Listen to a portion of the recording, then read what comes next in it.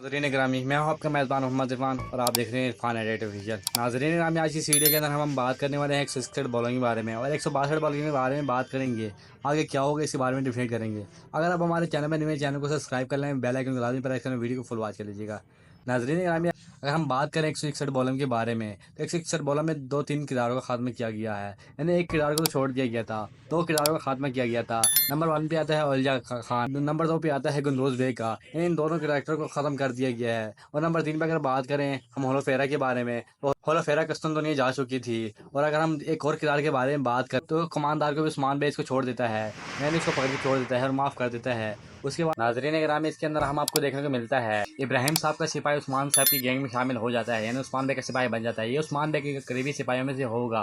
नाजरीन ग्रामी, इसके बारे में आप लोगों को क्या राय है, मुझे कमेंट सेक्शन में लाजमी जवाब दीजिएगा। अगर आपको हमारी वीडियो अच्छी लगी तो वीडियो को लाइक करिएगा, हमारे चैनल को सब्सक्राइब कर लीजिएगा। आज की वीडियो इतनी ही। अल्लाह हाफिज़।